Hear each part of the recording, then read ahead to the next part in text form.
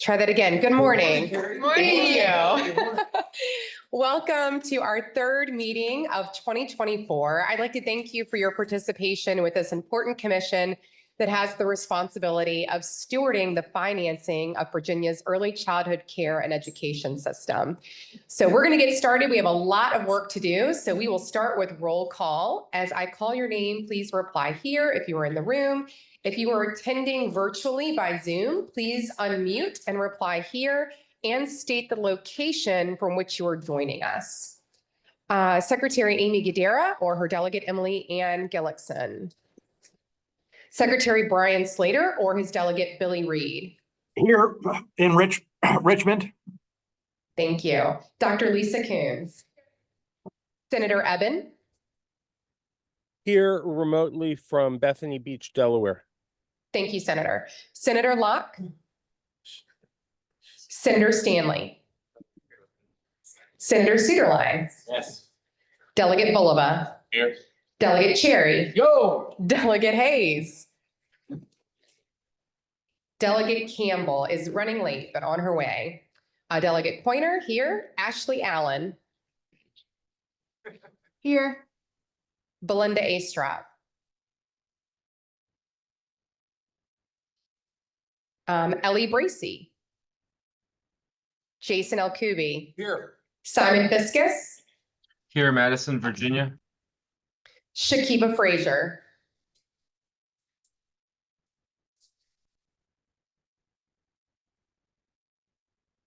I see her on Zoom, so hopefully we could catch her attendance in the comments. Kathy Glazier. Here. Edmund Hughes. Sonia Jones.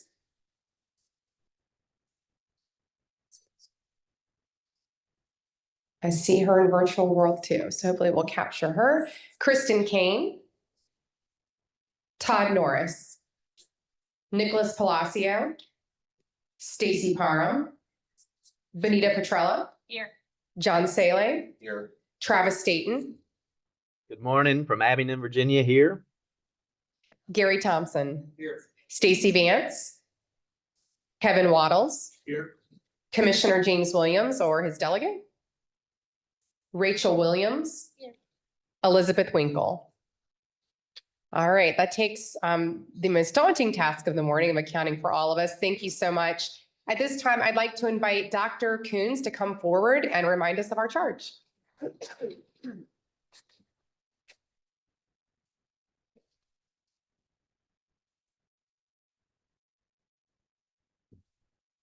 Good morning. Thank you, Delegate Coiner. Before we get it started, it is important to make sure we are grounded in and reminded of the responsibility and charge of the commission. As stated in statute 2.2-208.1, Commission on Early Childhood Care and Education, in recognition of the fact that early care and education of young children is linked to academic success and workforce readiness, the Commission on Early Childhood Care and Education, also known as the Commission, is hereby established for the purpose of providing recommendations for and tracking progress on the financing of a comprehensive birth to 5 early childhood care and education system that provides stable, high-quality early childhood care and education services for families who need them the most, empowers parents with choices that meets their needs and preferences, and supports both school readiness and workforce participation. Simply put, this commission is charged with us setting a vision and making recommendations for financing the early childhood care and education system in the Commonwealth. Our first and ongoing task is to submit a report of our recommendations to the Governor and General Assembly by October 1st of each year. October 1st is right around the corner. So we have a big agenda ahead of us today. As a reminder, in addition to contributing to our annual report, this year, we were continued to the 2025 legislation session by the General Assembly and a specific charge in the budget. To help us navigate our growing body of work and deliver on the high expectations for the Commission, I am pleased to welcome to the podium Elliot Regenstein of Foresight Law and Policy, who will be facilitating today's meeting. Thanks, Elliot.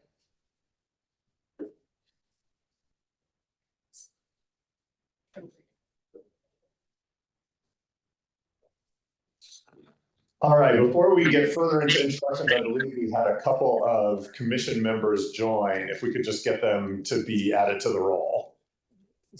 Belinda A. Strong, Rainswood County. Nicholas Palacio, Pan. Great. You would be disappointed if we had anything less than a completely packed agenda.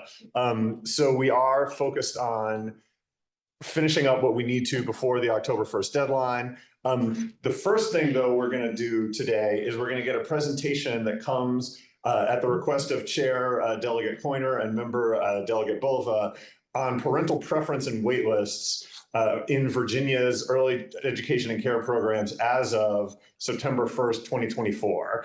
So in line with the Commission's charge to make recommendations for financing and supporting the early care and education system, the information you're going to get today will help inform your work as you understand what is the current demand for services around the Commonwealth, how that relates to available funding, and what the state can do to respond to that, right? So it's going to be, again, some very fresh and very interesting data.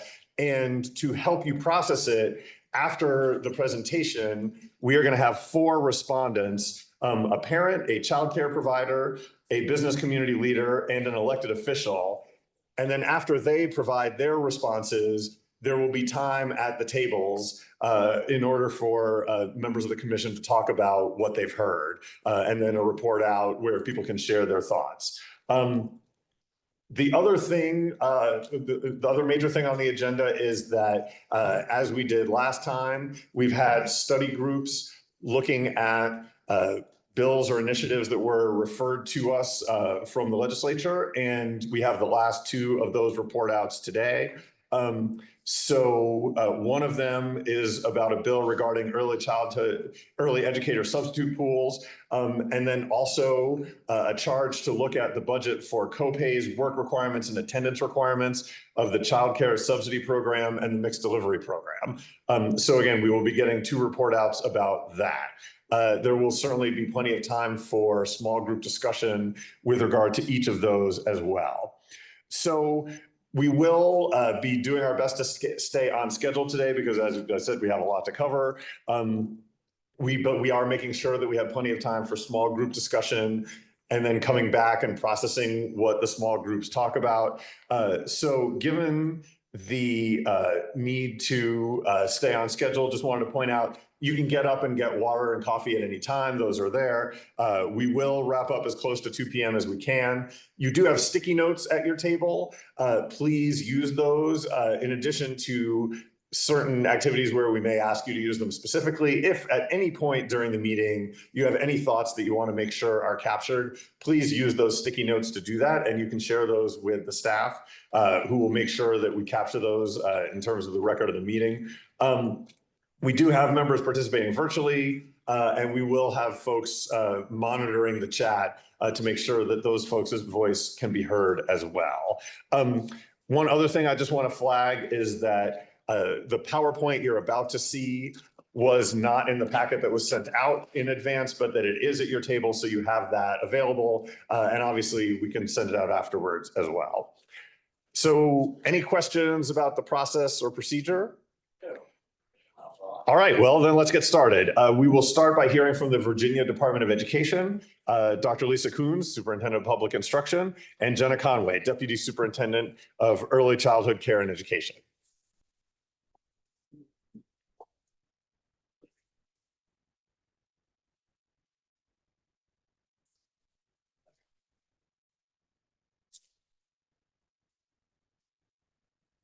Good morning. I am not that tall.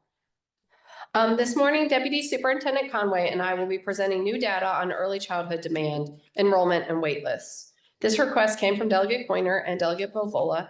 They recognize that we have an important task in front of us, producing recommendations on early childhood financing as required by the state law. To do this, it is important that we all understand where we are right now, both in terms of the legal framework and the hard data, and we will be sharing that in this presentation.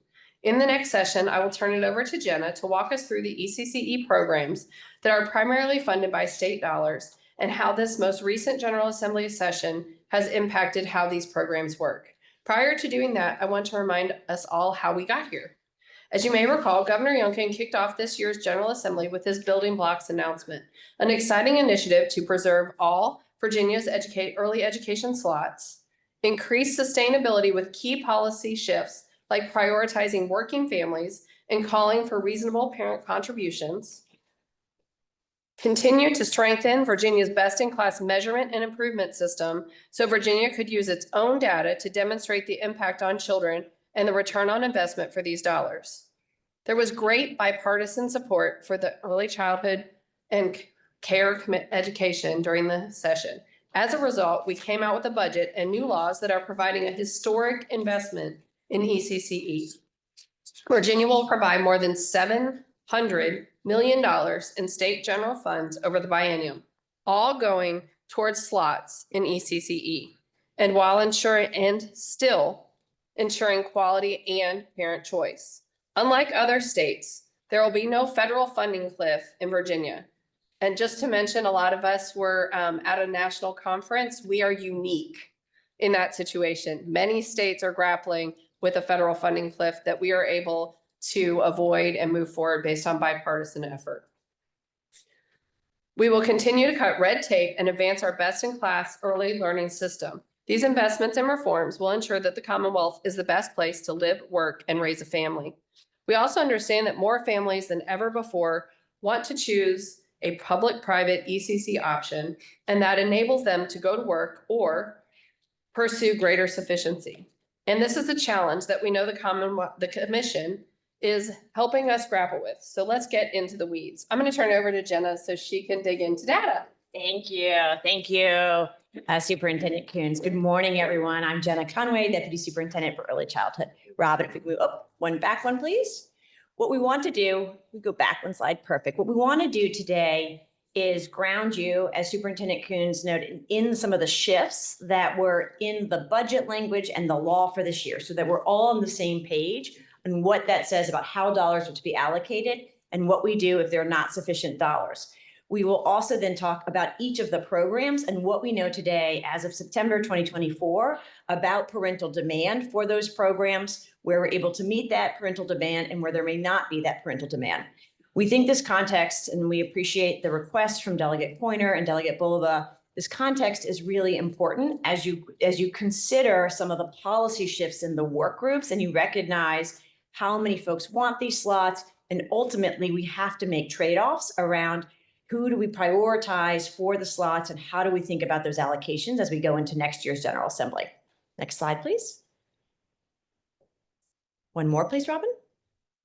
Excellent. So as Superintendent Coons noted, and as we discussed at our last meeting, we have made tremendous progress in Virginia in the last year and a half as it relates to investments in early childhood. We're investing total, when you combine state and federal funding, more than $1.1 billion in our public-private early childhood system.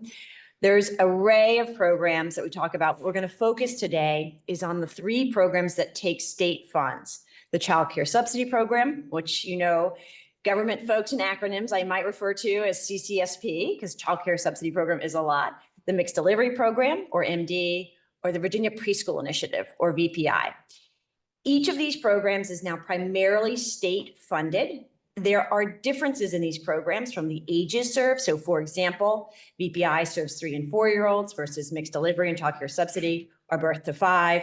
The settings that they're offered in, the eligibility criteria, for example, Mixed Delivery and Child Care Subsidy require families to be working or going to school, and the duration. Some of these programs are full day, full year in order to support working families who are not just on an academic calendar or an academic day. Some of them are more oriented around the academic calendar and the academic day.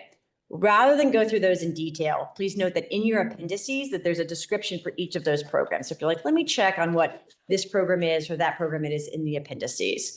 The other really important thing that happened as a result of this historic investment in building blocks is that we created a new section of the budget that really lays out specifically what the investments are. So when you make a big $1.1 billion budget, it's really important to say, here's exactly what we want to fund.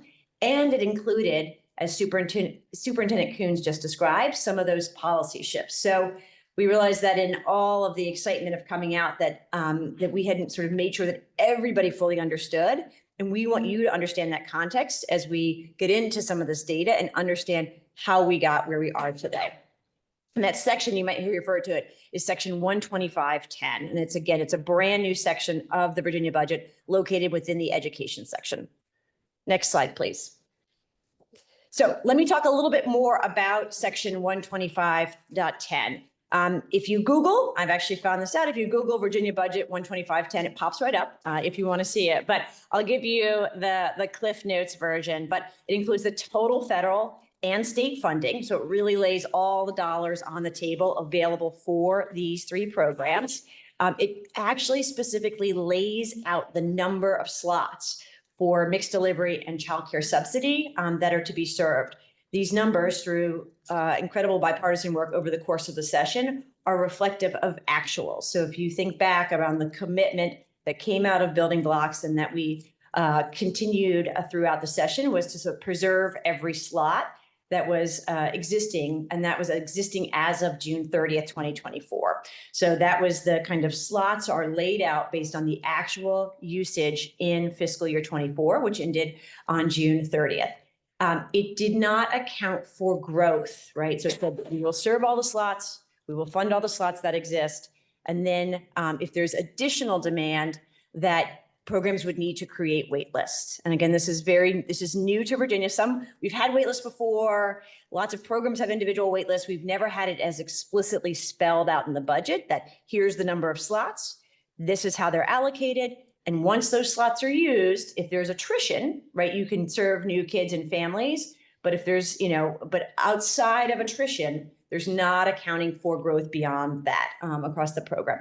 It also included really important policy directives. So we often have language in our budget that is functionally like law. And what this language did is say we want to make sure that we have parental co-payments, not only for childcare subsidy, which is a federal expectation, but also for our mixed delivery programs. And that program primarily serves working families, and that we are making sure that our families in mixed delivery are in working or activity requirements as well.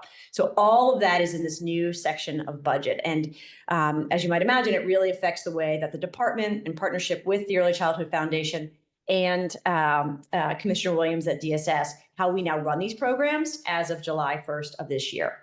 In addition, and I should note that the delegate is in the room, that we have the delegates and the senators who supported House Bill 419 and Senate Bill 54. And what these do is they add a little bit more specificity to how this works. So they lay out a timeline for ensuring that we can recognize parent choice by saying this is a period of time in which we accept sort of requests from communities or school divisions, or we do the analysis on the usage of childcare slots.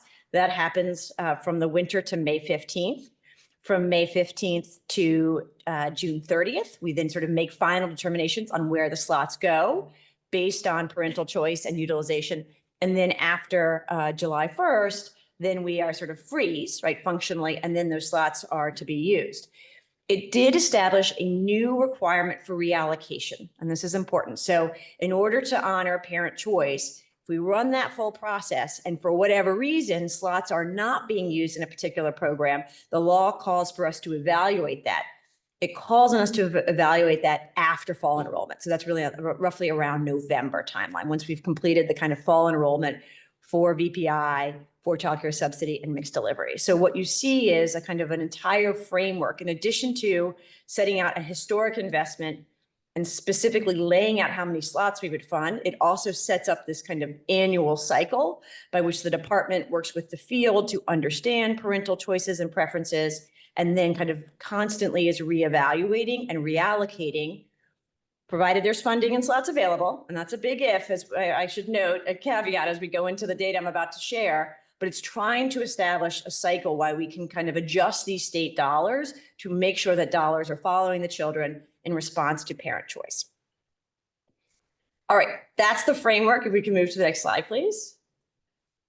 I will just do a quick summary before we get into the data. And again, you have the slides at your table as you want to look at the weeds. But I think there's a couple of key takeaways to keep in your mind as we go forward. So as I noted before, we've put in this process around aligning dollars to parental choice, being able to reallocate if there are funds available. The data that I'm about to show you will show that there is pretty high parental demand for all of our 3 state-funded early childhood programs.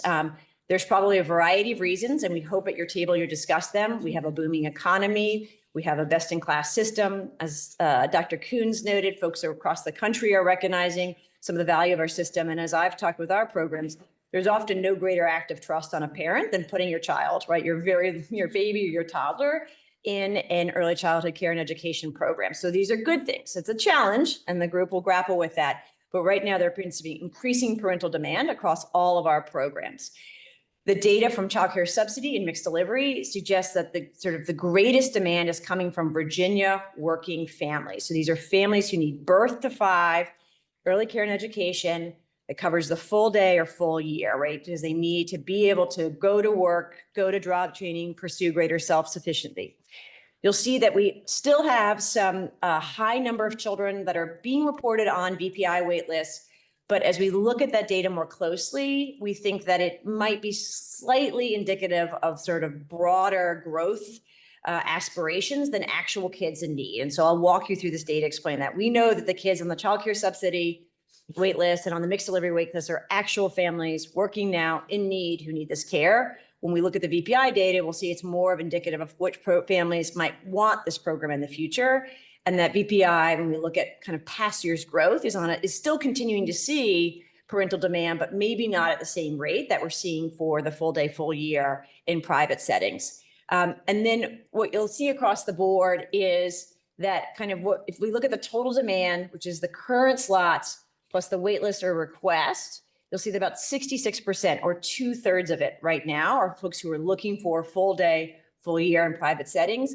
And then roughly 1/3, there's some exceptions. We do have some partnerships where VPI is in private settings, but roughly 1/3 are looking for a public school academic year, academic day option. And that kind of gives you a sense of those numbers across the board. Yes, Jason. Jenna, are we sure that? Right. Thank you. Yeah, just quick technical question. Can y'all hear me? Maybe turn it on. Quick technical question. Are we confident that individual families are not showing up sort of multiple times in the different columns? In other words, have we reconciled the data across the 3? So we are in the process of auditing that. We are fairly confident that there's not, there might be some overlap between programs that are folks that are interested in kind of like the state pre-K and also, so that could help defray the costs of childcare, right? So they could sort of do, even if you're a full day, full year, that you could then sort of cover, right, with the rest of the day on one of the childcare options. So there's probably a little bit of overlap, by less overlap between childcare subsidy and mixed delivery. The other point, and we'll kind of talk about this more, and I imagine our folks who represent different regions of the state, we will also share with you some regional data, and you'll see that there are some differences in how these wait lists are being created.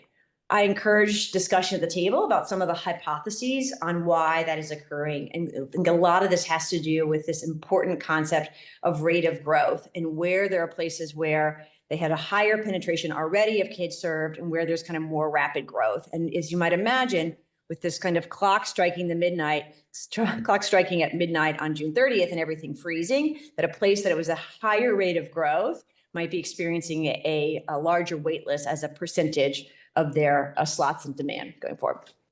Next slide, please. Okay, let's talk about child care subsidy program first. One more slide, please.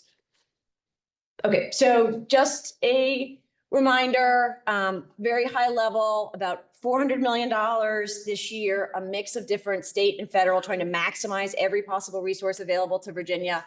You'll hear this number a lot, 42,719 is the number of slots for this year, 45,159 is the number of slots for next year. As I described before, we work to look at actual demand and sort of utilization. As of May 15th, we then finalized child slots by June 30th. I should note, in partnership, and huge thanks to Commissioner Williams and his work with our local social services office, anybody who got an application in by June 30th, it was processed. So we had to sort of do some accounting for that, but it was not just a kind of conceptual freeze. We worked very closely with our 120 local social services offices to make sure everybody got in. But then at that point, the system began to freeze unless there was attrition. Every one of our local offices is now prepared to create and establish a wait list. This is not a new practice for our local offices prior to the pandemic. Many of them did have wait lists for childcare subsidy before. And the law said that we had to maintain the family co-payments and the job search requirements that were in effect for FY24. So here is the data. Let's get into this next slide, please. So as of September 1st, and to sort of have an apples to apples comparison, that's what we'll try to do for most of these programs. There's a couple of caveats for Virginia Preschool Initiative. As of September 1st, there were 7,666 children on waitlists across the state. This chart provides you, and I'll kind of walk you through each line of this. If we look at that kind of per capita, so keep in mind, right, we have 42,719 slots. If you kind of account for those slots and the wait list, this represents about 15% of total demand. This is about 2 months, so from July in August, and then this is sort of point in time as of September 1st. The next chart gives you it by age, so infant, toddler, preschool, and school age. You'll see that the majority, or over 43% of these waitlist children are infants and toddlers. And then you'll see that as a kind of a percentage of demand is about 7%, and then followed by preschool, and then followed by school age. 78%, so 93 of our 120 local offices have a wait list. And the wait list, this is sort of, I won't read all the words on the slide here, but the wait list work locally. So in order to kind of maintain the slots across the board, we sort of in time say, here's the slots that this community has based on this date. And then if there are 20 slots in a community and 3 families leave, then 3 other families from that community can come on. We're not, until we have, as the law says, until we have that period following fall enrollment, we're not really allowed to move them across communities at this time. So they're localized wait lists. And with attrition, they are moving families off. And there's quite a bit of attrition already. And so I know I've worked with some delegates and senators, as you'll see, like, okay, you have roughly about 30 days to process a case. So as soon as somebody reports not using a case, closing a case, we are obviously very thoughtful. And I want to sort of thank our partners at their local social services offices. You're basically kind of guaranteed a right of a year on this program. And so we want to be very thoughtful. If you need to sort of optionally want to end it, kids go off to school, you want another choice, you move to another community, right? We want to make sure that we're sort of doing that very carefully, and then we're moving new families on. Our localities are doing a very good job of very rapidly processing and moving families on for any ones that come available to through attrition. And as I said before, they're familiar with this because many of our local offices had waitlists prior to the pandemic. Next slide, please. So this is a little bit more detail on the wait list. And I think the key point that we want to get across here is that this is a rapidly moving sort of point in time changing number. We're watching it, and I'll present some of that growth in a second. It's a pretty significant amount of demand, right? It's 15% of total demand. Some of that we are resolving every single business day through attrition. Some of that is also starting to queue more longly. We have priorities for the wait list. So we have birth to 5 as a priority for the wait list. So as folks are trading off, we are prioritizing birth to 5 programs. That's also making the whole proposition a little bit more expensive. As you might imagine, birth to 5, because it's full day, full year, as compared to after school, is more expensive. But that's what you're going to see as you look at these numbers over the course of the year. You're going to see more birth to 5 kids in the program as they are a priority coming off the wait list.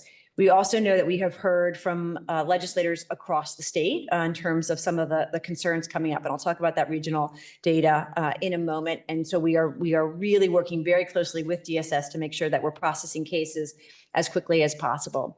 I should note, and this is why we're probably hearing from providers and families and elected officials, these are real live families coming in, processing paperwork, who need this service now. And I think sometimes we talk about hypothetical demand, and I'll explain a little bit more when we talk about VPI. We're like, oh, here's how many kids in this particular community might be eligible for this service. That is not what is happening here. These are folks coming into a local office, filling out the paperwork, demonstrating that they're in work or school, have kids now, and need these services now. And so there's a lot of, as you might expect, emotionality around how can I access or go to work, kind of, I can arrange informal care for a certain period of time, but if I really want to be successful at this job or venture, I'm going to need sort of stable quality ECCE. I think similarly, and I was just talking with some providers earlier, a provider can't hold a slot for a wait list. You've heard around, and I know we've heard from Benita and Cluck and others about like how tight the sort of margins are for childcare businesses. And if somebody comes to you, and even if they were on the kind of next in line to be served at that center, but they can't access that subsidy and they don't have the dollars out of pocket to pay for it, oftentimes providers will say, we have to go to the next person in the queue. And so we're hearing some really tough cases, but I want to make sure that folks understand that these are not just how many people are in a community, but actual families who've completed applications, who are in the system, who are basically ready to go once those slots become available. And that's important, right? Because as I said before, there is a healthy amount of attrition. And so we want to make sure that the second a slot becomes available, we're getting families into that option. Next slide, please. Okay, a lot here, but let me sort of walk you through these charts, and we have similar ones for the different programs. So we've got at the bottom, you'll see each of the regions, the 9 ready regions across the state, and then the raw number of kids on the child care subsidy program waitlist. So blue is infant and toddler, orange is preschool, and then dark gray is school age.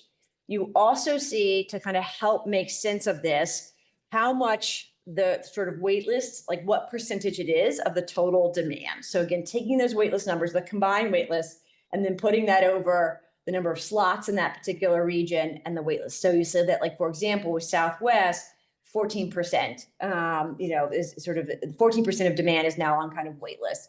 That ranges from, I think the highest you see is 20%, right? And down to the lowest is 2%. So pretty significant range across the state. Again, if you'll remember back to my prior slide, 15% is the statewide average.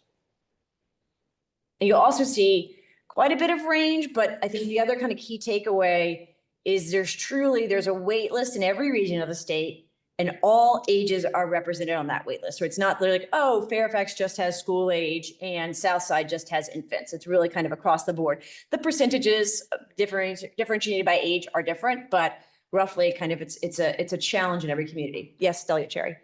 Jenna, quick question, and this may not be something you have off the top of your head, but is there a reason that Central is so low, comparatively speaking, when it seems like almost the entirety of the Commonwealth is in that 15 to 20, and then they're at 2? Is there a contributing factor that we can point to and say, this is why that's working there, maybe not somewhere else? Yeah, so this is a number I know folks would ask about. So the capital area looks very, very low. We have a couple of hypotheses about that. So the first is, I think, Delegate Cherry, that's one of the first places where capital area probably had a different rate of growth. It has a very big base. So just remember, right, Fairfax schools are 1/5 of the public school system, right? So it's a really big base, right, in terms of growth. So the number, is what you're dividing by is very, very large. It has also had a long-standing local voucher program, right? So probably the penetration in terms of the number of eligible families total, it's at a kind of a higher percentage going into the kind of 2 years of rapid growth that we saw thanks to the prior budget and kind of our pandemic recovery. And then I think the last piece is, I think some of the other areas in the state are just growing in terms of supply and their kind of rates of growth. If we were to go back, Delegate Cherry, and look from the beginning of fiscal year 23 to the end of fiscal year 23, like sort of this rate of growth for the other communities, Fairfax was still growing, but it just wasn't at that same rate of growth. And so again, when you froze it on June 30th, it just sort of, it looks, sort of that's what's indicative. And some of this, that's really how we sort of see this. These are the places where I had the most growth going into the freeze on July 1st. Next slide, please. And this just presents that in a little bit simpler format. And I think that's the kind of the key thing. So what you'll see is Sort of yellow is close to the average, red is slightly higher, and then green is significantly below. You'll see a different, and we'll talk in a second about mixed delivery, but this is kind of the areas where you're seeing it. Although you'll see it's not like there's a bunch of outliers here, right? I mean, it's a pretty consistent kind of across the board outside of capital. They're all pretty close to that statewide average in terms of the distribution here. All right, let's move on to mixed delivery. Oh, sorry, one more. I Could forgot I about. ask a question? Oh, sure. This is Senator Eben remotely. It said capital area. Initially, I thought that might have been Richmond, but that's the DC capital area that has such a low rate? Yes, that's DC capital area. Okay, thank you. Okay, the other one that we got asked about was looking at the kind of the growth rate weekly. And so again, I'll talk about the similarities and the differences across these wait lists. While the mixed delivery and BPI are sort of fairly static, the childcare subsidy waitlist is growing every week. And again, this speaks to that kind of attrition and moving folks on and people coming on. It is the program that is sort of least oriented around the school year. So typically, even with our programs of mixed delivery, folks come in the summer and they sort of stay to the next summer. But childcare subsidy at any point in time, somebody moves to your community, somebody gets a job, somebody graduates high school, right? It takes kids every day, all year long. And so what we're seeing is, and just wanted to show this, it's really been kind of sort of growth, not quite flat line. The blue line is all children, so that includes school age. And then the yellow line is infant, toddler, and the orange line is infant, toddler, and preschool.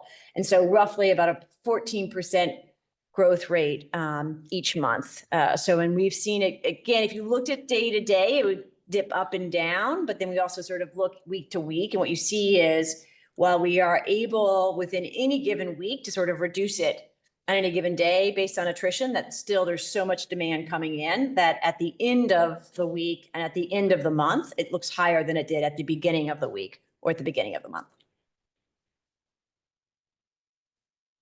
Next slide, please. All right, now let's talk about mixed delivery. One more, please, Robin.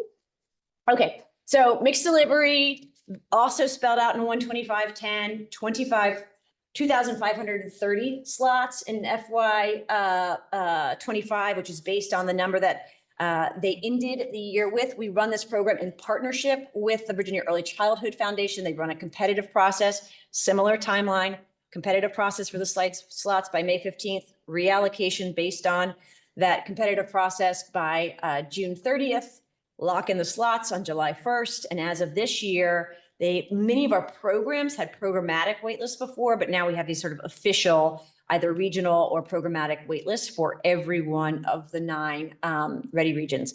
This program also experienced the most significant policy shifts in terms of really saying that families need to demonstrate that they have the same work requirements as childcare subsidy, and that for the first time ever, they are expected to make parental contributions. And so this was a part of the compromise that came out of building blocks and the bipartisan effort with the General Assembly to kind of help defray some of the costs so we could serve more kids with the funds available.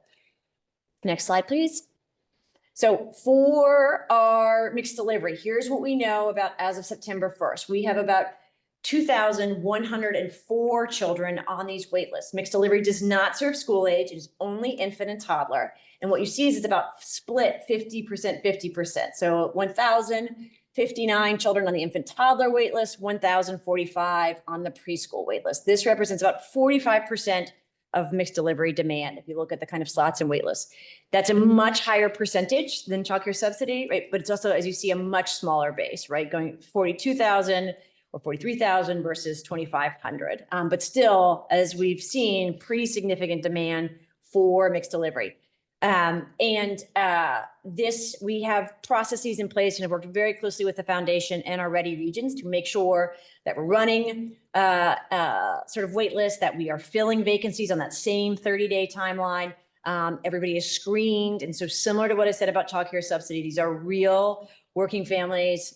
These are folks who have kids who need care now. It's not hypothetical. And we get this data on a monthly basis, as well as ask sites to report all of the children at their wait list. So we're kind of tracking, and we'll be able to start to see Well, we sort of our mixed delivery kids kind of losing out because other kids on private paying kids on the wait list are becoming the priority if we cannot free these dollars up. But there is not quite as much attrition as there is on childcare subsidy, but some attrition, and we're making sure to fill those spots in mixed delivery as well. Next slide, please. This gives you a sense, so you'll see this looks very different. Same ready regions, same color coding. Blue is infants and toddlers. Orange is preschool. And the number in the box is waitlist as a percentage of demand. You'll see this is higher. Again, remember, we've got a smaller base. And here, capital area looks very different. Capital area has not, largely because of what we think before, because they ran their own subsidy voucher program, right? So Fairfax funds its own local vouchers. There was maybe less of a desire for mixed delivery in the early years of mixed delivery. And so, there's not a lot of mixed delivery slots. And so in capital area, they haven't sort of requested those slots historically as much. And so as a percentage of demand, it's much higher here. But again, across the board, you'll see that, it looks fairly similar as a percentage of demand, even though those raw numbers are quite different. Next slide, please. And this just presents that data in a sort of different manner. You'll see that, again, capital area, the outlier in the other direction on this one in terms of when you start with a very small base and you have now greater demand, that's why it looks so large. But the statewide average is about 45%. And you'll see that everybody else outside of capital area is quite close to that average. All right. We wanted to put these two programs together because these are the only programs that serve infant toddlers and the only programs that are available full day, full year. And when you think about kind of that same question that Senator Eben asked about what does this mean for capital area, we thought it might be helpful to kind of look at these together and understand what does the totality of parental demand look like for our kind of childcare programs, ones that serve our working families. Next slide, please. So collectively, this gives you a sense of that data. As you see, we have a lot of families, and this is where we came up with that demand number that I cited on the key takeaway. You'll see we have a lot of slots, but that there's the actual enrollment is even higher than that. And this is kind of as we're adjusting for attrition and enrolling slightly more kids than we can serve on a given day to kind of make sure that we land at those numbers, just slightly below in mixed delivery. We can explain away. We've got a tri-share pilot going on there. And you see those wait lists, right? Break down by ages. And then we took slots and wait lists, and that represents our total demand, which again, this is where we came up with about 2/3 of the system is looking for a public-private option in a private full day, full year setting. So that's just an important kind of trend to note, again, as we take over the totality of the last few years. Next slide, please. This gives you a sort of if we account for all of that, what the demand looks like across the different regions. So again, this combines, if you look at, so we've got different colors here. We've got dark blue is mixed delivery infants and toddlers, mixed delivery preschool, orange is childcare subsidy infants and toddlers, and then childcare subsidy preschool. And what this gives you is a sense of across these two programs that serve our working families, what the wait lists are as a percent of demand. And I think we're hearing this in terms of some of the impact. So in this case, capital area then kind of adjusts right down to about 6%, right? Their wait list represents 6% of their total demand, higher in Southwest, 23%, higher in Chesapeake Bay, 22%. And you sort of see everybody else is just around that statewide average. So a pretty significant percentage of your demand is already on your wait list. And as a reminder, we're really only two months, full months into the year. Next slide, please. And this just gives you that data in a different perspective. So red is above statewide average, yellow is just at the statewide average, and green is significantly below. Okay. I want to talk also about VPI, as the request was to look at all of our publicly funded programs. VPI works a little bit differently. And so we have waitlists, and I'll explain that, but I also want to kind of put that in context as you think about all of this data together. Next slide, please. Yeah. Yeah. For me, you can get to. Before we get transition to VPI, I wanted to kind of get a better sense of how long people are on those wait lists. So I understand the concept of a percentage of your demand is waitlisted. I guess what I don't understand, and I don't know how much you track this, or how you would track it, is somebody on the wait list for 2 weeks, 2 months, 6 months, a full year? Because I guess that brings into another kind of policy question, which is what is our tolerance for how long you would wait before it becomes critical that we actually have additional slots in there? Yeah. So you're determined eligible for a year, right? And so what we do is that's sort of conceptually what you're eligible for, and then it needs to be redetermined according to, the federal law.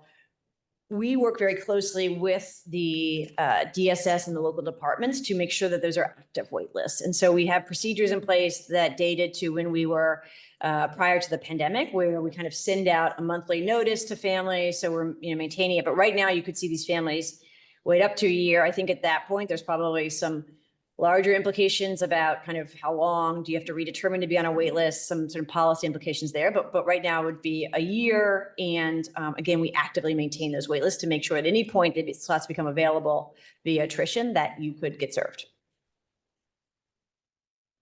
And I guess, and maybe you answered the question. So it could be up to a year. But I guess, do you have information about what percentage roll off that wait list within a month or within 6 months, right? So not all of them are going to wait a year, because you do have that attrition that's coming through. And so kind of what's your rolling average as far as how long you get to wait? It's too soon to tell. So if you think about if you went on in July, you would just start getting those reminders now. So we can certainly track that, but it would be too soon to tell on this particular wait list. Thank you. Jenna, Jason Alcubi here. I have a question about what's going on in the capital area. You mentioned that the baseline there is a little bit different because there's been strong local support for these kinds of services historically that sort of depresses demand for the state programs. If I understood you correctly, you're Yes, nodding. correct. So, my question is about crowding out. So should we expect to see an evolution with stronger state support where that essentially crowds out the local support that we've seen traditionally in a way?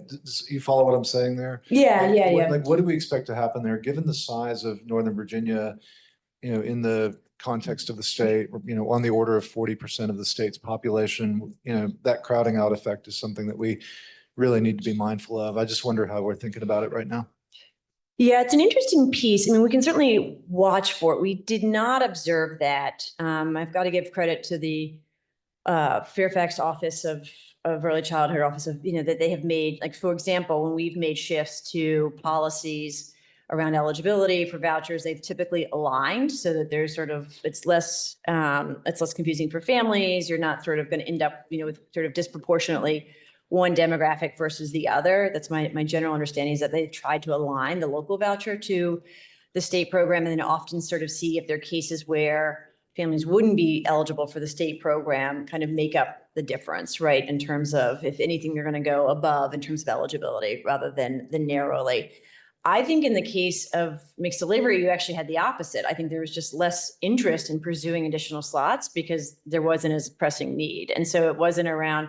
Now, I think, and we can certainly, I think we can work with the foundation on that, making sure that you're not having a substitute effect where you're, substituting sort of mixed delivery, for example, for a local voucher. But it's actually been the opposite. There's just been such local support and a recognition that with these local vouchers, that they get a little bit more flexibility than what the feds or the states allow, and have used it in kind of to close gaps rather than to crowd out or to substitute for state dollars. And then I think arguably their lower rate of growth would suggest not crowding out, right? Which is they just grew, they used it less when it was open over the course of the 2 years than other communities did.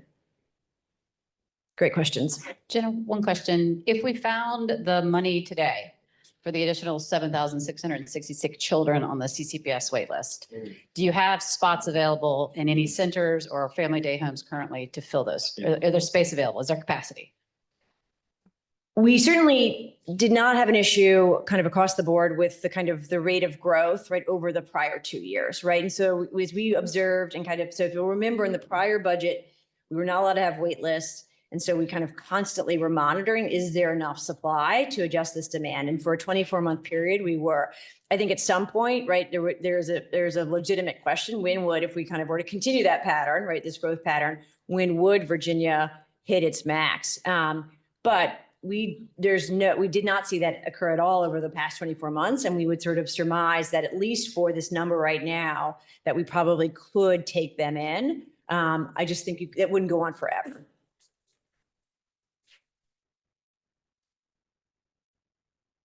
These are great questions, all. Thank you so much. All right, keep interrupting me. Okay, next slide, please.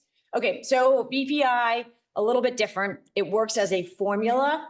So we calculate a set of numbers. We then adjust based on the number of kids in kindergarten, the number of kids, 4-year-olds being served by Head Start, free and reduced lunch, and then we reduce down for non-participation. We require these school divisions to request slots by May 15th. And that's sort of, we're saying, regardless of what you received in the formula, what do you actually think you're going to serve in terms of 4-year-olds? And then you can request slots for 3-year-olds or community provider setting. We crunch all that number, finalize what you're actually going to have for next year by June 30th. Same thing, clock hits midnight on July 1st. The system is frozen. And then the exception is BPI. We do have some late enrollment provided funds are available that follow kind of November through, or sort of really September 30th through the end of December.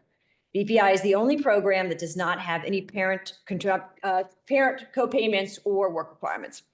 Next slide, please.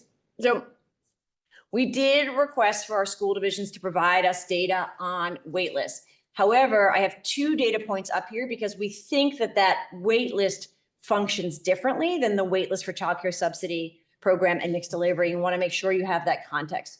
We think based on historical data, a more accurate indicator of growth or kind of desire to serve more families in need, families who want BPI, is looking at kind of how many slots a school division offers, it requests each year. And similar to what I was describing with Benita, right, for the last 2 years, in the same way we said to childcare subsidy, grow as much as you want, based on actual eligible families, right, in need, we said the same to school divisions. For the last 3 years running, we funded every slot requested by school divisions. As you'll see in our data in a second, we didn't even use all of those slots. So this year, roughly what you would see is that we did request extra slots, and we think this is a better indicator of unmet demand. Families reported up to school divisions reported up to 8,975 students on wait lists. And there's another sort of 1,000 families that with 3-year-olds who they said expressed interest. 5 areas account for 52% of these wait lists. And there's a lot of other barriers cited in the survey around these are people we want to think serve, but we're not sure if we have classrooms. These are this kind of thing. And so this is, we think, sort of a slightly inflated number in terms of actual demand right now. We have no doubt that this reflects potential demand in the future, aspirational demand, but in terms of actual kids, and almost to Benita's question, there's certainly not a capacity to serve another 8,975 kids. We also know that just roughly 1,000 kids turned down slots. And to your question, Jason, may have gone into another program, right, because they needed full day, full year. Next slide, please. And then this is gives you a sense of kind of why we are saying that maybe 8,975 is a little too high as a number. This looks at the kind of usage in the actual year. So let me walk you through this chart. It's a little bit different than the other ones. But in FY23, the formula said we're going to give 28,000 slots to localities. We then ran their request and they said, we only want to use 26,000. We said, okay, we'll fund all 26,000. They actually enrolled 22,000. Okay, so the formula said 28,000. They requested 26,000. We said, we'll fund all 26,000. They used 22,000, right? Similarly, in FY24, the formula spit out 27,000. They requested just under 27,000 and they used 23,000. And so this year, and thanks in large part to our friends on the money committees and work with the General Assembly, we actually sort of made an adjustment down, because in the prior 3 years, we had given anywhere from $20 million to $30 million back and had reverted into general funds that were not used for early childhood. So even though the formula spit out 29,400 spots, we actually only funded just under 25,000 because if we looked at 22,000, 23,000, we thought that that was a more realistic indicator of actual utilization. Still, community said to us, we actually think we could serve 3,400 more kids, which we think is a little high, but that sort of represents about 12% of demand.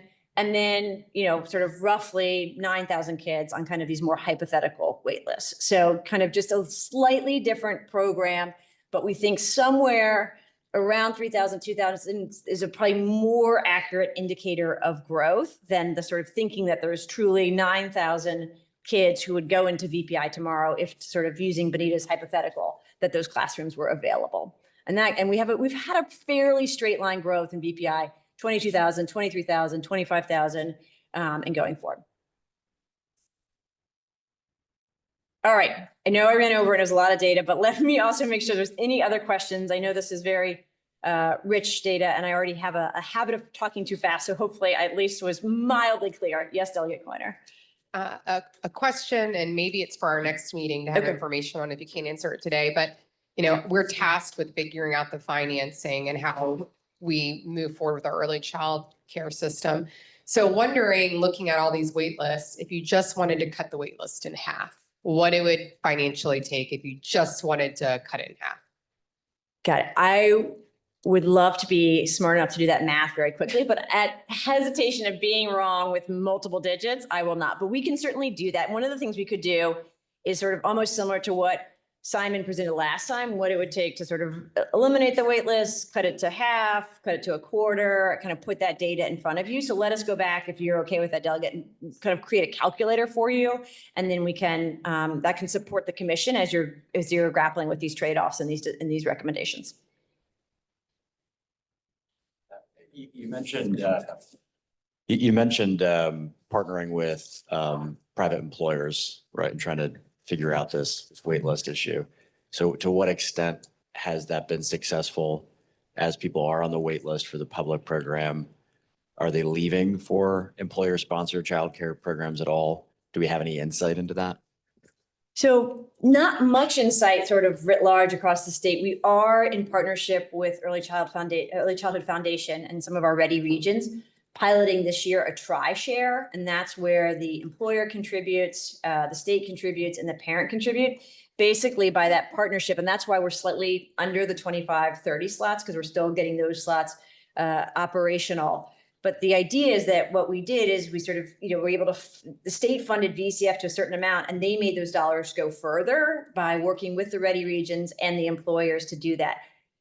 What we have learned from both our experience on the ground, and Kathy can speak more to this, and from other states, is it's very slow moving in terms of kind of getting the employers, getting the contributions, figuring out those pieces, but it is a promising innovation and one we're excited to work with them to pilot as a way to make those dollars go further.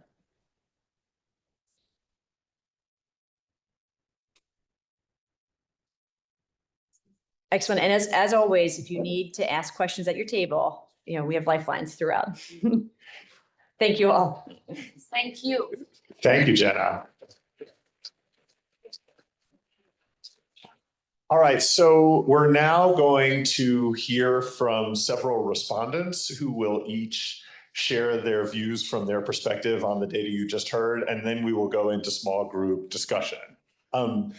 As we're doing that, just want to emphasize that, and people have been modeling this pretty well, with the microphones, there's a button that turns them on or off. And then however close you were holding them to your mouth, probably closer is better, just because we want to make sure that your voice is being picked up for the folks who are listening remotely. So the two questions that we're asking our respondents to address are posted on the screen, but for those of you who are unable to see potentially, again, from your perspective, how does the use of and need for wait lists impact you, your families, your community, your business? If applicable, what's your personal experience with accessing publicly funded ECCE services? And what are you hearing about wait lists in your community? And then also, of course, do you have suggestions or ideas for how to better project and respond to parent demand? So first, we're going to hear from a parent, Nicholas Palacio. So I'll have kind of two hats as I wear for this. The first one I'll put on is that I am on the parent council for my local Head Start and Early Head Start program. And I'll just echo some of the things that were presented earlier, is that some of the wait lists here, it's the demand and how to fill that and how to reach capacity is that there's a lot of different factors into that. And I know in my region, it's very difficult to find physical space that accommodates the infants and the toddlers. There are certain building layouts, certain rooms have to have 2 exits in case of a fire. And so that kind of eliminates a lot of old schools, and it just makes it difficult to say, where are we going to put this, where are we going to put this center? Where are we going to support children? It's not quite just, finding, the money to put at it. It's also building renovations, and it goes a little bit deeper than that. The other hat I'll put on right now is just from a parent perspective. My experience was that I was one of the families that was put on wait list. I had a 9-month-old and a 4-year-old that we were suddenly in charge of through a kinship care arrangement. We were in a childcare desert, and so not many providers accepted the childcare subsidy, and there just wasn't many providers at all. At the time, my wife was a special education aide. My father-in-law was working as a paramedic. And because we were put on the wait list, we had to decide which of those two were going to leave the workforce, put their career on hold, and care for the children while we didn't have, care for them during the workday. It ended up being the paramedic had to leave the workforce, and my wife eventually became a SPED teacher. She's currently a SPED teacher. But you can kind of see how it affects the whole family unit. It's not just children we're talking about, it's entire families, it's individual careers, jobs, incomes that are affected when we talk about the wait list here. Thank you. And next, we're going to hear from a provider, Jennifer Parrish. Thank you. And first, I want to thank all of you for the hard work that you're doing on behalf of our children and our families. So know those of us in the field really appreciate each one of you. I just want to give you a little context about my center. So we are a nonprofit early childhood center. We serve ages 6 weeks through 5 when they leave us for kindergarten. About 45% of our revenue comes from public dollars, which also includes mixed delivery subsidy, as well as some USDA funding for our food. About 36% of our funding comes from donations, with the rest then coming from tuition and fees that parents pay to include those co-pays. We currently have one center open in Hampton, and we have about 100 children in the center. Right now, we are working in partner with the city of Newport News. They are building a brand new facility for us in Newport News. This will be our second center, and they are covering all the costs of the build and will cover the bulk of the actual operating costs of the building, as Hampton City and Hampton City Schools does for our other building. And if I didn't mention it, we are a private center. So I tell you all of this because we, I think, are modeling what so many people are asking to have happen. We have local governments providing some of that financial support through our donor and fundraising. We have many businesses and corporations who are supporting us financially, and we've received even larger donations as a result of us getting ready to open the second center. But we still rely heavily on the public dollars for mixed delivery and subsidy.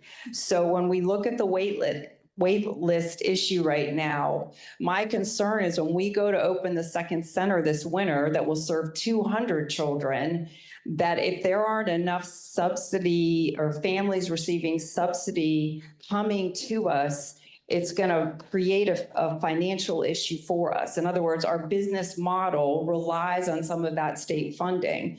So we're getting ready to open a large number of slots for families, but we also need to have families who are receiving that subsidy payment and the mixed delivery payment. So that's where I think the two really run parallel. So I'm hoping that we'll have a large number of families who can still receive that subsidy that will come in to our program, hopefully in February, but the wait lists really worry me for that reason. Also, on a personal level, we have families who qualify for subsidy or would, but are unable to get that funding. And it's what helps to make a difference for them to be able to find childcare, not only at our center and other centers. I also have heard where we've got an issue now where families are split. We have families who have children already receiving subsidy, but their newborns or their infants are on wait lists. So what does that family do? Probably somebody's now, as Nick mentioned, is going to have to stay home and not enter the workforce because now they're going to have to stay home with that younger child, even though the others children are able to get that subsidy slot at a center somewhere. So the wait lists are very worrisome for providers from a business model sense, but also very worrisome from providers because we know we've got families out there that desperately need to get their children into centers who also need some of that subsidy funding so that they can remain in the workforce or enter the workforce. Thank you. Thank you. All right, next we are going to get a community perspective from Travis Staten, who is joining us online. Good morning. First of all, I'd like to share some comments from one of our partners, as well as fellow commission members, Todd North, Senior Vice President of Community Health and System Advancement at Ballad Health, who has also been very critical in addressing some of the build of the early childhood care and education in our region. So I want to read some comments from him first. It says, "We are grateful that Virginia was able to fund the subsidy program at its current level.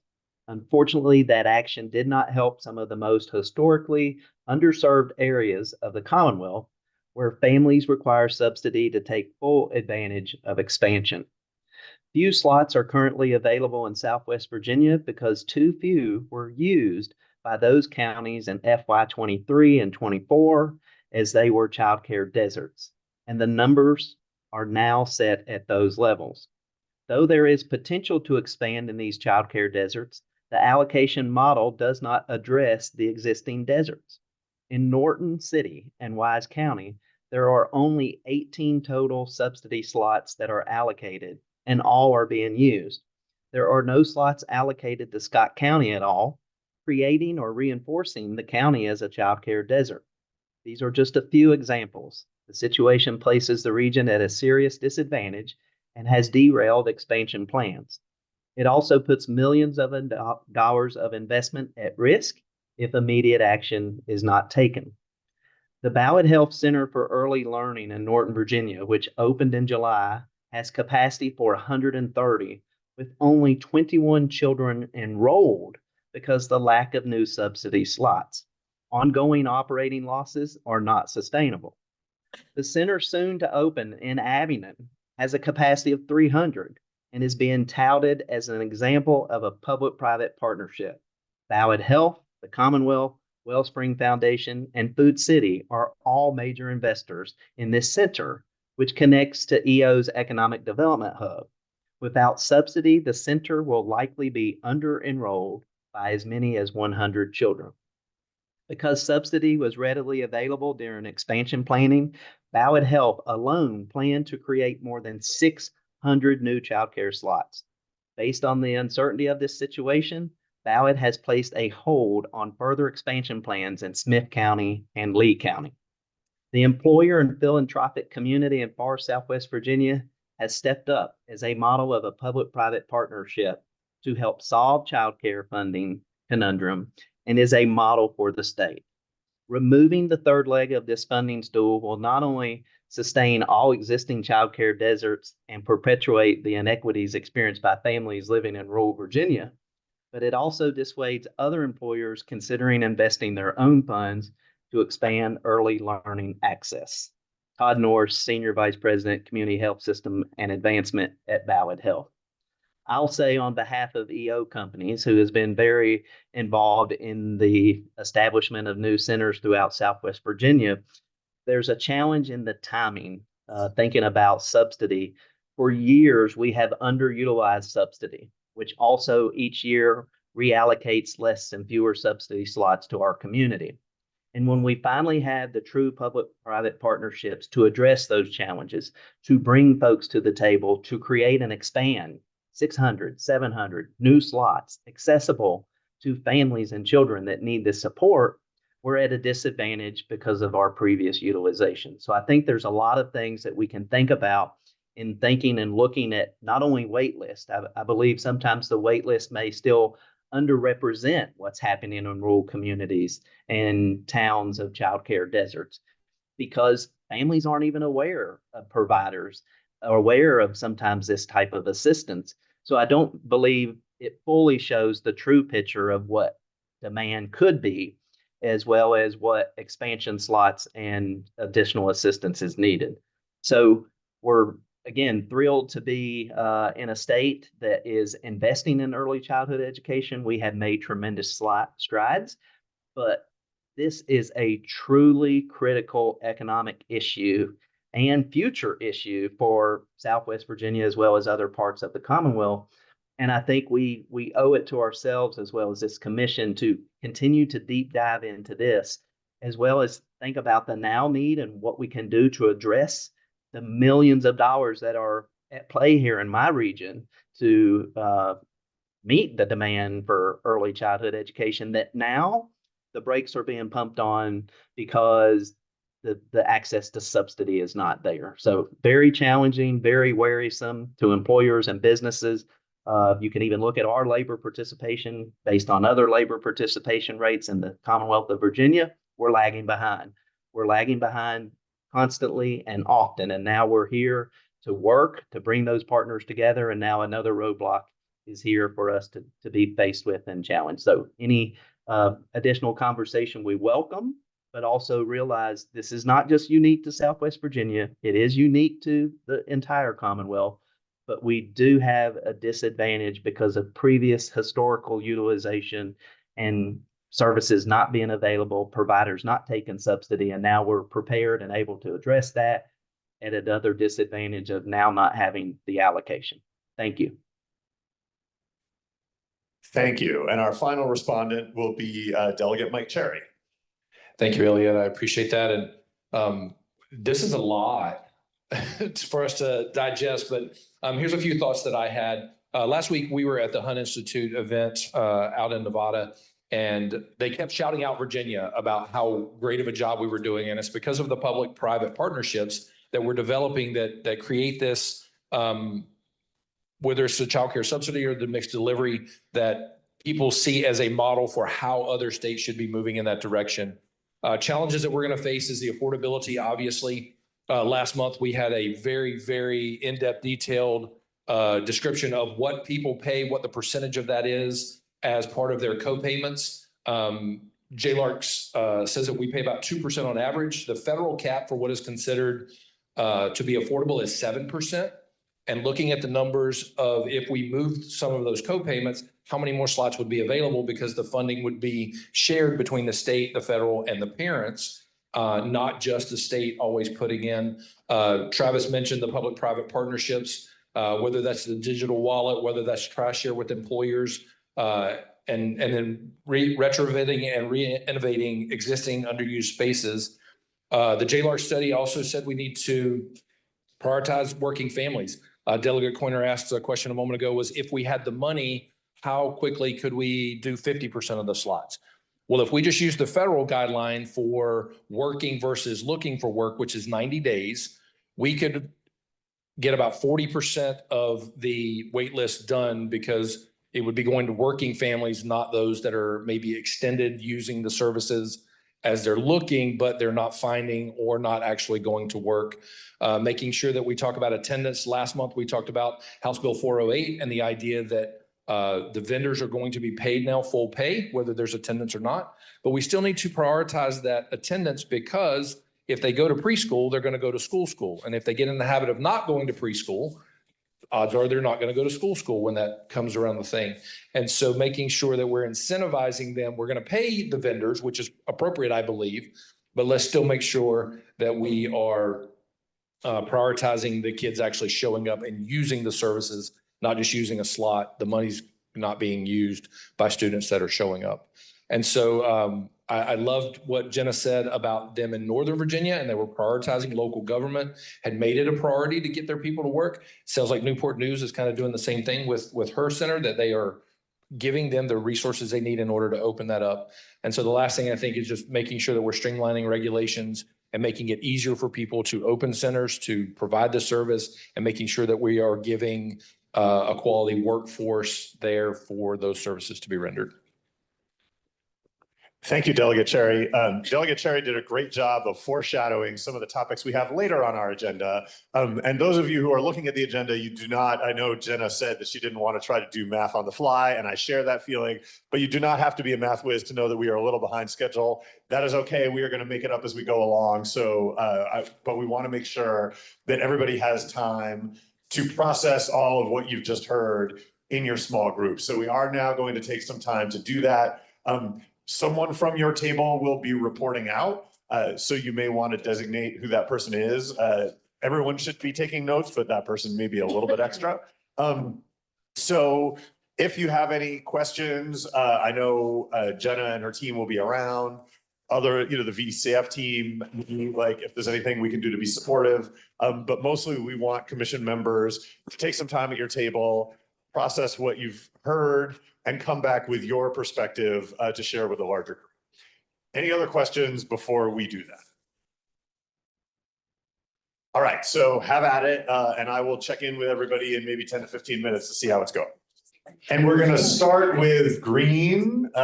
We will go green, red, blue, yellow. So green table. I think you got to wait there. Exactly. I'm assuming you guys are going to make this. Okay, green tables. So we talked about a few major issues. One was physical spaces, kind of looking through some of the regulatory requirements related to the child care subsidy around space. Some of those regulations being kind of stringent on the minimum number of square feet per child. And then, standards around converting old spaces into childcare facilities. So taking a look at some of those regulations would help centers actually open up new centers. Reimbursement rates are a concern. One thing that came up is, facilities are charging on top of the subsidy amount and the copay amount. In addition to kind of what we're aware about, we're not collecting enough information about that. So some insight into what the market rate really looks like for childcare. It's a discussion. I think there was, general agreement that maximizing the subsidy for maximizing the number of families that could receive this subsidy by increasing cost share or the copay makes good sense. But again, better insight into what is the market rate that families are paying. If they're paying on top of the subsidy and the copay amount, we need to understand what that looks like in totality. And so excellent conversation there. And then the last thing is just how do we think about limiting the amount of search time, prioritizing families that are working, while still giving a window of time for families to do that job search when they're initially making a transition. But ultimately prioritizing the families that are able to get that job so they can actually go to work and have their kids in daycare. Thank you. Next, we'll go to the red table.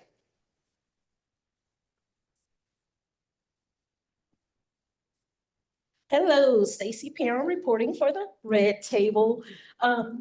We did talk about some of the same things as the green table. We talked about needing more data collection to kind of find out, should we right now prioritize slots, infrastructure, or training that's needed for early childhood.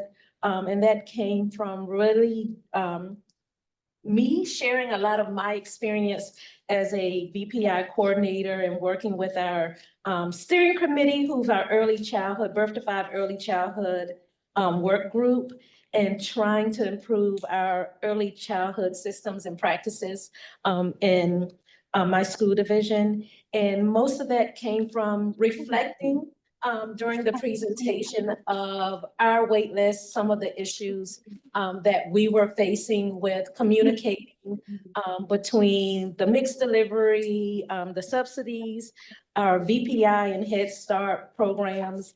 And I shared how our Head Start and VPI have that common application.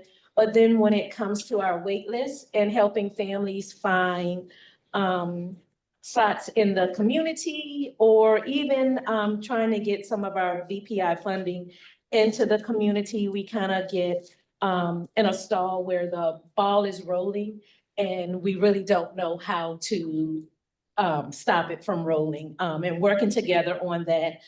Communicating slots, Thrive Birth to 5 would send out that we have 7 mixed delivery slots, and then really trying to find someone to help connect families with those slots that may need it. We've talked about, is the VPI wait list the same as the Department of Social Services, because they're also on our work group. And when I talk about, hey, I have a wait list, we really don't know if it's the same families. We also talked about what Green Table talked about, and it is mentioned before, about prioritizing families where I may have a family that comes in for the 3 and 4-year-old program, but they also are asking about their 2-year-old, and not having really someone or a common application to be able to see where our funding is located and how to direct families without having to find someone to call the daycares to find out what do you currently have. Our last update was July, and I'm pretty sure that has changed since now. So without us having to just make phone calls, but also, you know, not giving the parents a list. So really trying to critically and strategically, I wrote down the words, figure out how to make sure we're effectively and efficiently using our spots that we're having available, and those working families, making sure they're prioritized so we don't have the part of the family in a program and the other part on a wait list, as well as prioritizing birth to 5 funding, if my notes are correctly, that there are some school age children who are receiving subsidy funds, and since they're in a program, in a school, can we prioritize the birth to 5 with that funding for those working families who are trying to get their children into a program so that they can go to work? So, did I cover everything? Okay. Thank you. That covered a lot of territory. We will next go to the blue table, and then after that, we should actually get the word from the folks online and then wrap up with the yellow table. Blue table?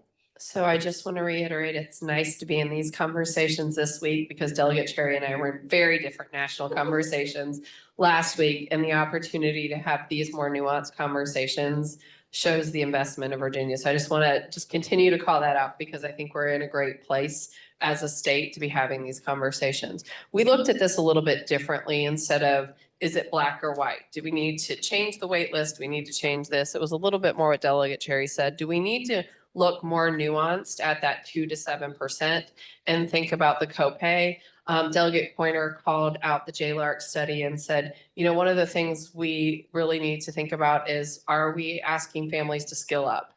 And if they don't keep their child subsidy while they're skilling up and being more employable and getting off of subsidy, then are we really incenting one of the things that early child care should incent, which is moving out of poverty, right? And so how do we think about that subsidy, that bridge as you're skilling up? Is that something we can think about and hold in that? What is that percentage of copay? And thinking more in a nuanced, more detailed way, and Also thinking about our businesses. You know, there's an interesting thing going on in the capital region. Why is that working so well? And how do we spread that to regions like Travis's that we think differently about how businesses, what is that tri-share? What are the opportunities in the digital wallet? We need to dig in more before we knee jerk in one way or another. So we were talking a lot about those opportunities to dig in more, which I'm sure my colleague Jenna Conway is going to be real excited about my to-do list. But we are really thinking about more pieces of data that we could dig into to better understand rather than making this more of a black-white kind of issue. Thank you. And I've probably read Russian novels that were shorter than Jenna Conway's to-do list, so I appreciate your sensitivity to that. The folks online, any report out from the group of folks who are joining us remotely? Yes, so Simon Fiskus, I got elected the speaker. Our resounding voice was just we need to serve more families overall was our biggest thing. And we want to look at that at a multifaceted approach to maximize capacity and with cost. So we definitely want to look at 3 different funding sources, federal, state, and local across the 4 programs. But we focused some, because I was in the meeting, on Head Start. As you know, it wasn't highlighted at the beginning because it's a federal program, but we're just looking at capacity and cost once again. So across Virginia, Head Start's lost 40% of its slots in the last 2 years due to funding.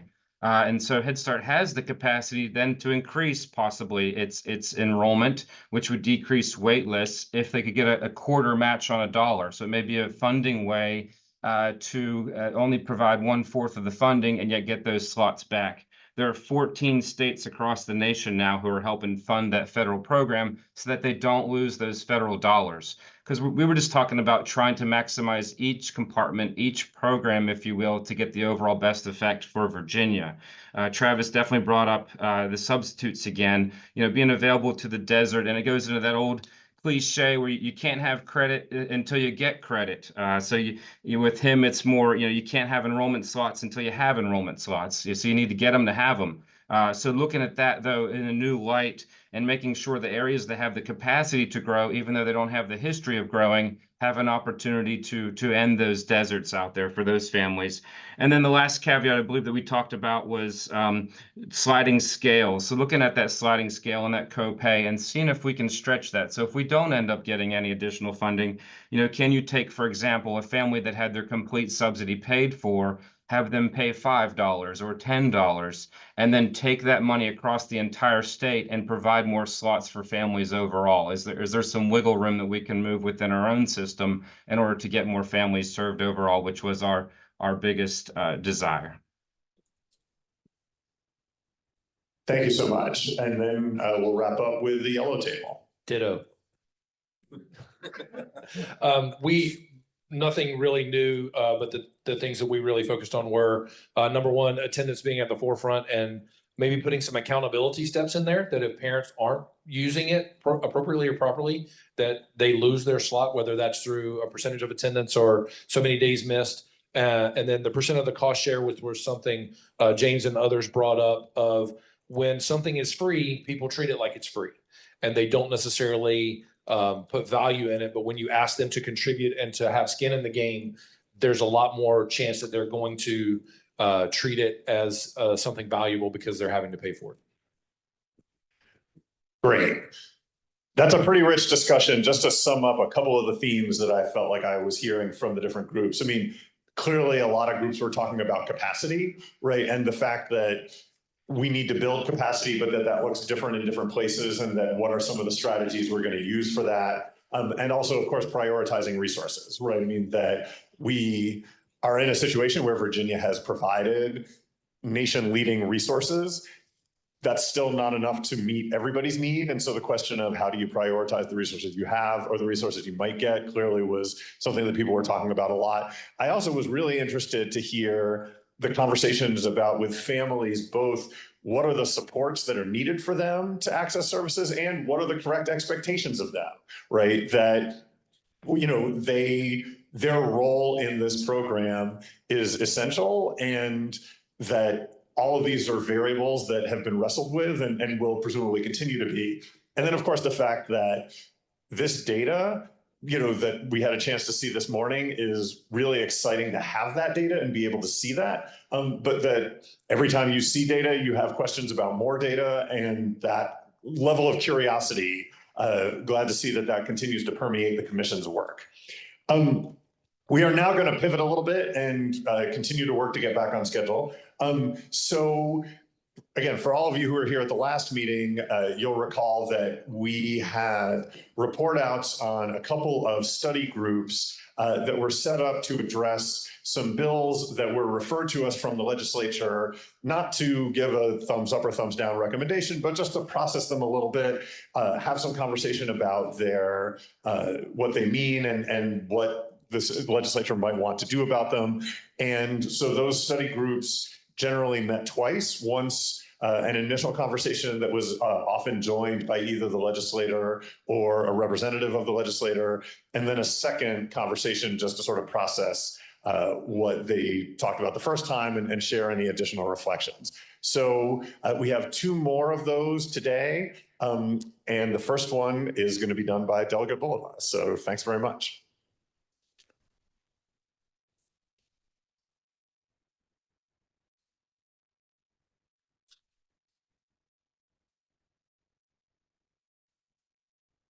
All right, I officially checked and I can still say good morning, everybody. All right, so just wanted to start off by saying that Mighty Group Number 1 had a chance to meet twice, and we are very grateful and appreciative that Delegate Martinez introduced House Bill 372 because it does really aim at a very real problem with respect to inadequate staffing in early childhood education programs. Just to refresh your memory, what the bill does, it would create a grant program administered by the Department of Education to allow local providers to create child care pools or substitute pools. And so that way your participating providers can tap into that pool when there is an unexpected vacancy or absence, and the details of that particular grant program will be left to DOE. We had a really good discussion about the issues behind the problem that Delegate Martinez was trying to solve.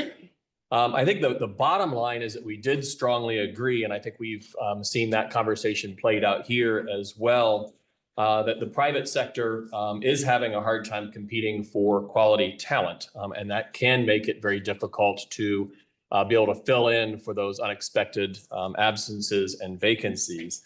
The group, however, though, felt that this particular approach might not be, at least right now, the most effective or efficient use of limited state resources.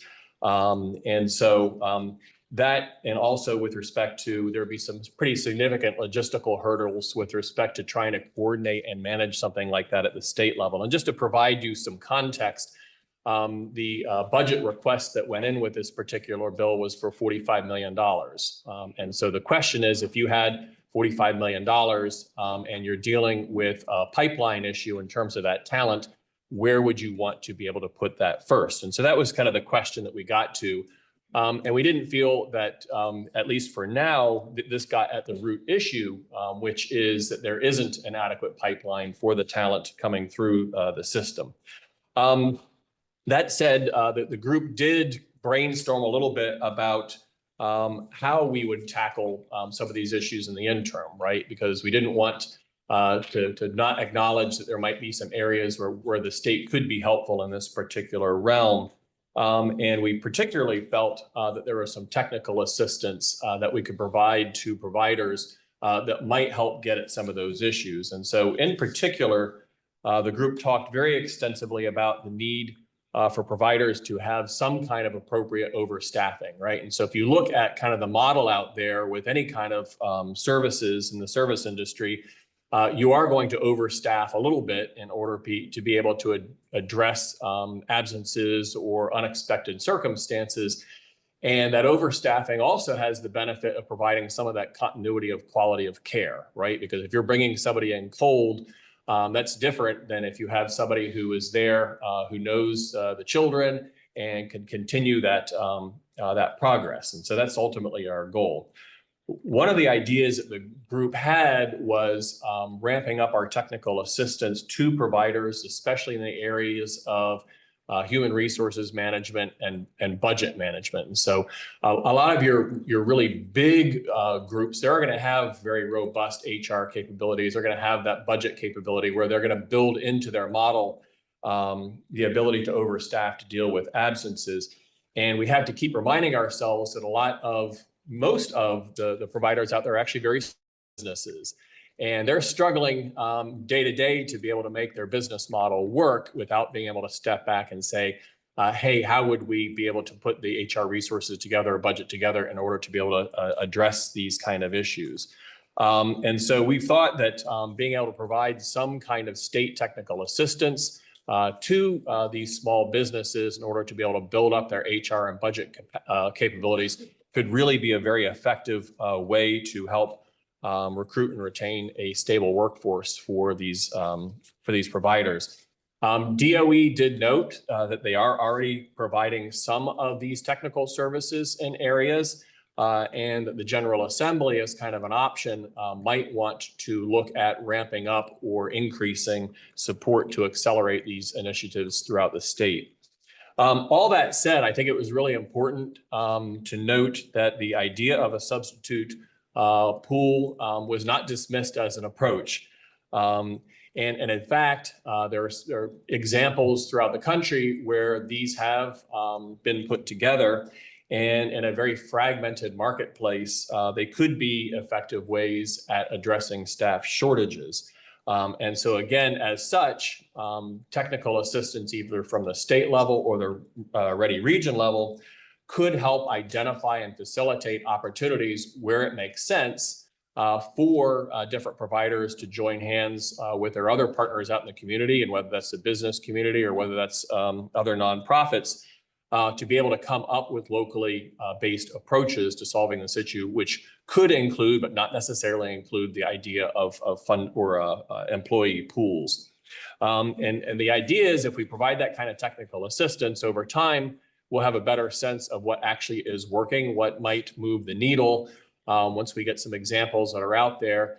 And then at a later time, we could look at whether there might be room at the state level for additional funding for this particular concept. So anyways, that's kind of a summation. Again, getting at a really important issue. Probably not at this point something that we would want to take on as a priority, but it does get at some real things that I think some technical assistance would really help out with, and also generate some examples of how this might work out in the field that could be good fodder for additional action at a later time. Thank you. Anybody from the study group want to add anything before we break into table discussions? Very good. You're extremely thorough. So we are now going to break into table discussions. We will keep these probably relatively short because for those of you in the room, you know that the lunches are here and I want to make sure everyone gets to eat. But please do take some time at your table. If you have individual reflections, put them on a sticky note. If you have group reflections, come to those and then be prepared to report out. We will report out in the reverse order of last time. So yellow table, you're on notice, and we will reconvene in a few minutes. Let us do our report outs. And this time we are starting with the yellow table. And I get back to the tunnel. Delegate Cherry apparently drew the short straw again. I did. We just say ditto. That's our, what Delegate Boldell was saying, we absolutely agreed with their assessment of the bill in its form, that it's really difficult for you to think you can manage a pool of workers when you can't get workers now. And so how are we going to generate more workers and create this pool and all the other things? So we kind of took the discussion in a different direction. And he said that the budget request had been for 45 million. So our question around the table was, if you had that 45 million, what would you do with it instead? How would you approach fixing this issue without creating this pool? One of the things we talked about was helping to fully staff the current classrooms, whether that's through subsidies or scholarships or whatever, to the schools to get them up, because that's really the challenge, is they don't have workers. Overstaffing and helping to pay for overstaffing of schools, whether that's when an aide Rachel mentioned that, you know, if you have someone in the building who already knows the students, how much better that is for the environment and the kid. And then the last thing we talked about was scholarship for workforce development.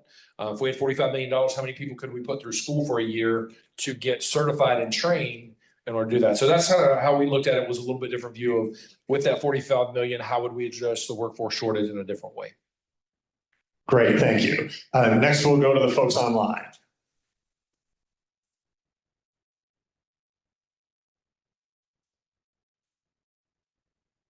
Do we have a reporter from the online group? Well, maybe we'll come back to that. So next up in reverse order is the blue table. We agree. We had a very similar conversation to the yellow table about making sure we're thinking thoughtfully about the workforce. Delegate Coiner also talked about how we flex times and potentially looking at ratios at different times during the day and using our workforce more intentionally and providing more flexibility there. And maybe that would be an option instead of potentially this route. Great. Are the online folks ready to report out yet? Absolutely. Excellent. Well, we had similar conversation. First of all, there was general acknowledgement of the need for providers, especially family day homes and the smaller operators, for employment services as well as back office services. There was some conversation around shared services and helping those businesses and those operators with accounting and human resources and other types of things that can expand their capacity and often help them fill some of those voids in the employment arena, essentially opening up more classrooms. Also, some conversations on the timing of background checks, the complexity of training while those things are happening, as well as the substitute pool and the complexities of being able to move from center to center and things of that nature. But overall, very much consensus that there's a lot of work to be done there, and it's definitely needed. Great, thank you. Next up is the red table. Hello, it's me again, Stacy, reporting for the red table. We also talked about there is a need. We shared some experiences of with the public school system, waking up to staff call outs and those kind of things that impact the day with trying to start off with finding staff. One of the things we talked about in just sharing that experience is for our childcare centers, it may be a little different because of the regulations where public school systems may have additional staff that can fill in for ratio, that even if a childcare center has overstaffed for that day, to have an extra person. If you have one extra person and two people call out, you don't always have someone. So one of the things that was shared was there's a system in place for a lot of the school systems where there's the pool of substitutes that are on an online system in which staff report that they're going to be out, and substitutes look at the jobs that are available for the days that they can work. And they decide, you know, which school or area I would like to work in, how they're not always local individuals that are substitutes. There are substitutes that may go from Petersburg to Southern Richmond or Petersburg to Southern Chesterfield. There are substitutes that are ready to substitute in multiple, depending on the need.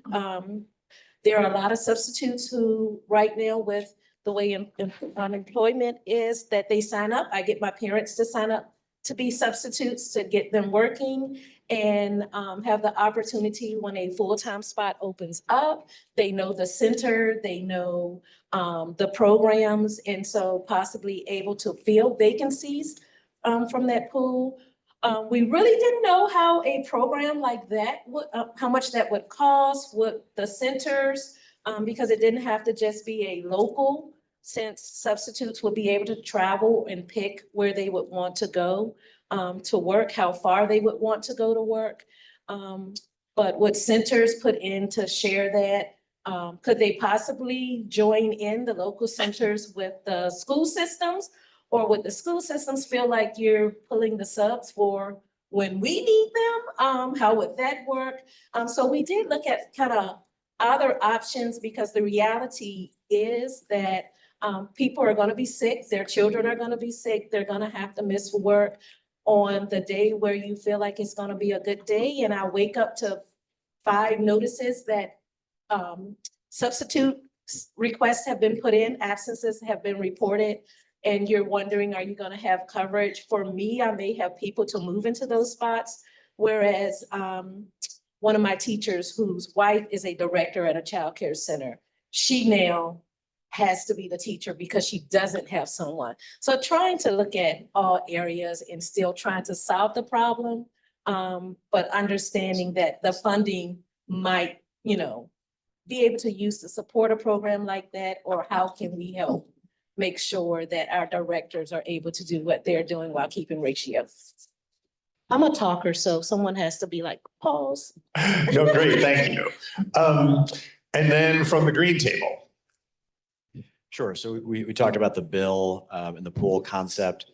I think, it seems a little bit too complicated in the sense that, there aren't too many areas of the workforce that are regulated like this. And so this seems like a common sense place for a streamlined certification or something along those lines so that someone can go get a background check and, get prepared to serve as a substitute. And have all that paperwork done on the front end, but it doesn't need to be managed per se by the state or a state-like entity. We don't need to manage the labor market in that way. But I think the provider contingent thought that some standardization and streamlining around how they get the background check and when, so that people are ready to serve immediately, is helpful. And then we also discussed attendance versus enrollment. And having that attendance is an important accountability measure. One concern, again, from a provider perspective is the provider, even though they are not the ones who are kind of weighing in on the attendance, it's obviously the family.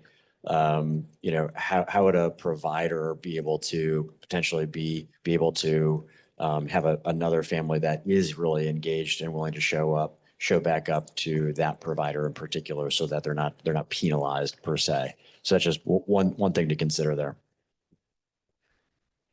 Thank you. Any comments from anyone on the commission about what was reported out from another table? Any sort of cross-cutting ideas that folks want to share? All right, excellent. So we are at lunch. But I have some specific instructions for you. In addition to, obviously, commission members, please do pick up your lunch. That part's easy. The harder part is, and it's not that hard really, is that we do have an opportunity. We're going to be talking about core principles. And there was a set of core principles established by this group last year as outlined in its 2023 report. So in your packet, you will have a worksheet that outlines those. And then on the wall in the back, corner in that direction, you will see posters where we would like you to leave sticky notes or written notes indicating your affirmation or any suggested amendments, additions, or subtractions to the core principles. So please do take a minute to put those thoughts on a sticky note and then share them in the back. We are gaining time. We're not quite back on schedule, but we will give you a full 15 minutes for lunch. So we will attempt to reconvene around 12:40.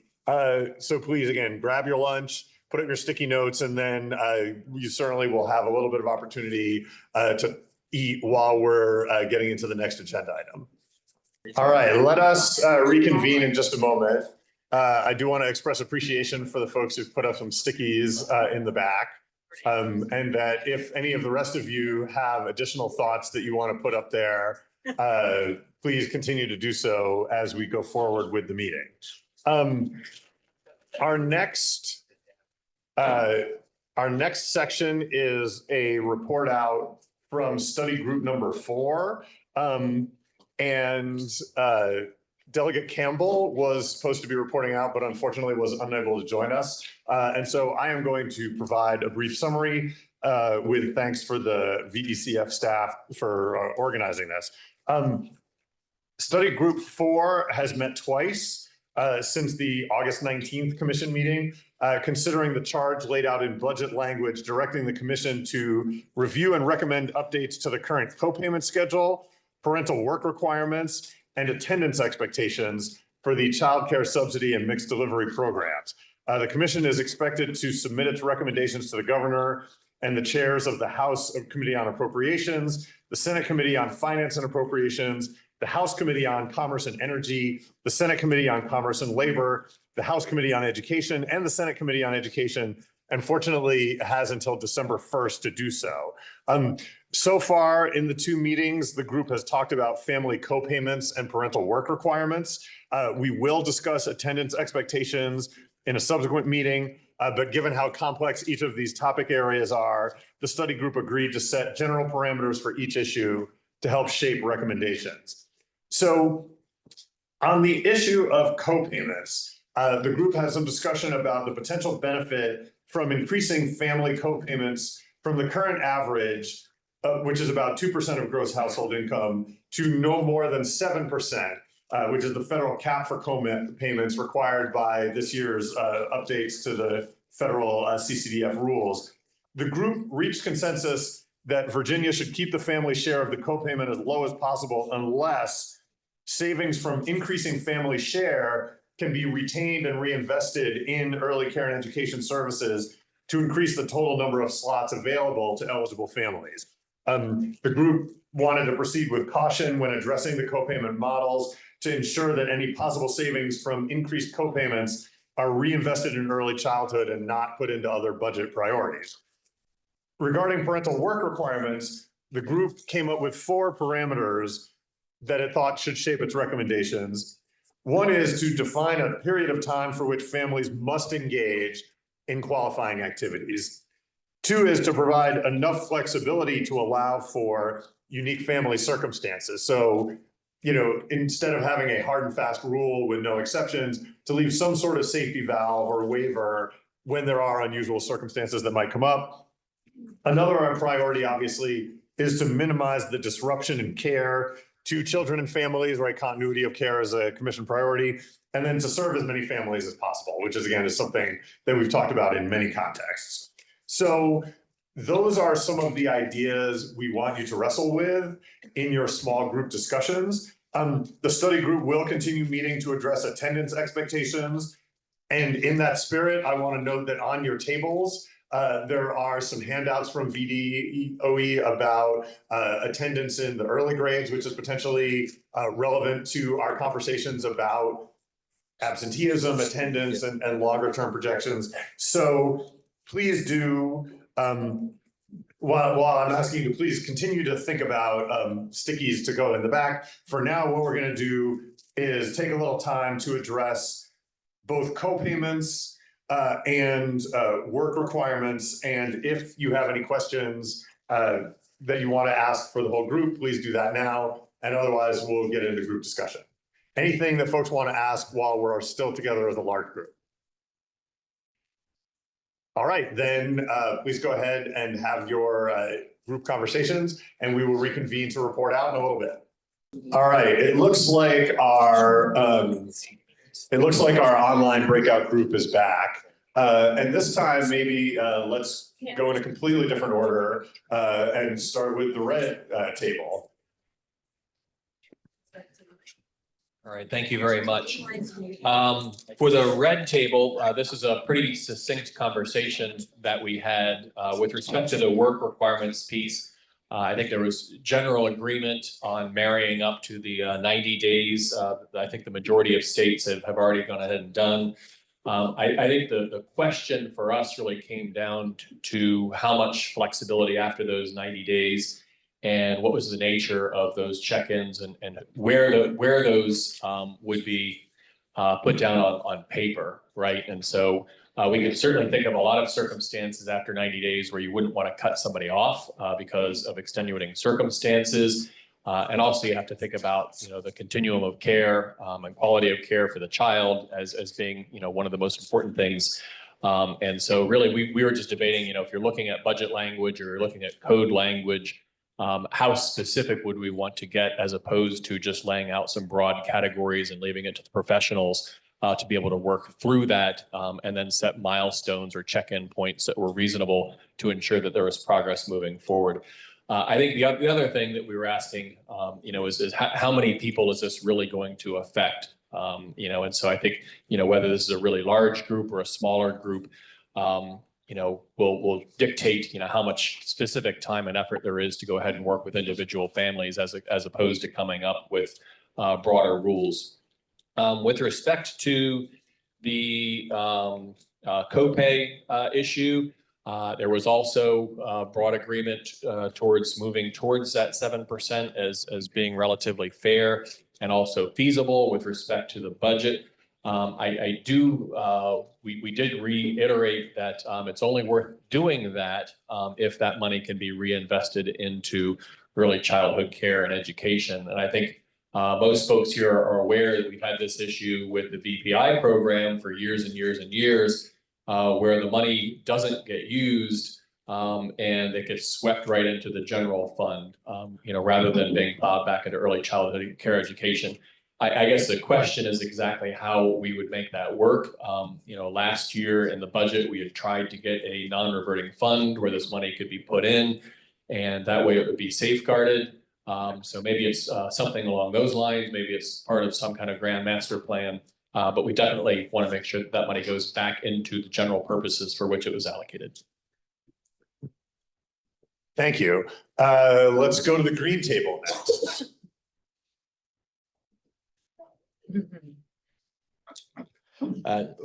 Great discussion about administrative burden, specifically talking about, even if rates couldn't change, what are things that we could do to kind of improve the attractiveness of the child care subsidy program so more providers would want to participate? Some of those items included reducing the amount of lag time in pay. There's a discussion right now, it's somewhere around 45 days. Good example of military program taking only about 15 days to pay. So I think that's a great idea to reduce burden on providers in particular. And then we had a discussion about, one of the implications of switching to attendance versus enrollment, again, being the fact that unpredictable income for providers. And so how do we square that in the existing programs? And so we actually discussed, could providers offer incentives in kind or otherwise for families to actually attend potentially, so that, the providers have a way to actually influence attendance, because right now they don't feel like they have a way to influence attendance because it's mostly up to the family, who may not have skin in the game, as I think others have said earlier. So just how do we address that, by just increasing the subsidy amount? That's a part of it, but could incentives be a part of that equation as well? Thank you. Can we get a report from the online group? Yes, so the online group, we had a discussion around the work requirement of the parent guardians for the subsidies. And it just came up that we want to keep in mind that the service is also to benefit the child, despite that situation of the parent or guardian. And so we were thinking maybe there could be some kind of consideration of a sliding, scale, if you will, as to what's going on in the family. So it came up, for example, if the parent or guardian was disabled and did not work because of that they, still may be considered for a subsidy if that was their situation. Thank you. Yellow table. We had some great discussions. One of the things that was brought up was unintended or intended consequence potentially of raising the cost is that it can also drive the attendance piece, because if they're having to work more to pay the higher cost, maybe they don't lay out as worker, or they're more diligent about going to work so that they can afford that. The other thing we kind of settled on was we incentivize not leveling up. So the blue table a while ago said, the goal of these programs should be to go up, but we get to a point with these subsidies where if you go up to a certain point, you lose your subsidy. And so should there be a sliding scale that you encourage them to go, and then our cost is less, but you're incentivizing them to go to those next levels? Because like for us, we talked about at $85,000, you lose all your subsidy. So is there a point where you don't take a job or you don't take a job increase because you don't want to lose your subsidy? Where's the offset of that? And making sure that we're trying to be mindful of, we want you to get better, and that lowers our costs as we continue to push you to do better. Thank you. And then the blue table. Well, shocking, we had a lot of conversation about attendance, but, and we did similarly talk about the increase of the copay and getting higher in the copay spaces, but we also wanted to better understand what the cost of attendance was to providers, to better understand the balance between how can you make sure that that value of that slot and that family understands that value of the slot and attendance to that slot, but also making sure our providers have some support and that we're not paying them for one day or this day because they still have to provide a teacher, and how we maintain that balance in a way that makes sense. Thank you. And I think that that idea of balance is clearly one that cut across all the conversations, right? I mean, that there are multiple different forces at work here, and how do we reflect all of those in the system in a way that's fair to providers, families, and the state budget has been an ongoing theme of these conversations. So, again, really appreciate everyone taking the time to have this thoughtful conversation as we think about our priorities and our values. We've put a lot on the table. And again, the good news about this last exercise is that that was our job, right? Like, it wasn't to sort of resolve the issue finally, it was to identify some core principles that can help with future legislative deliberations and future work of this commission.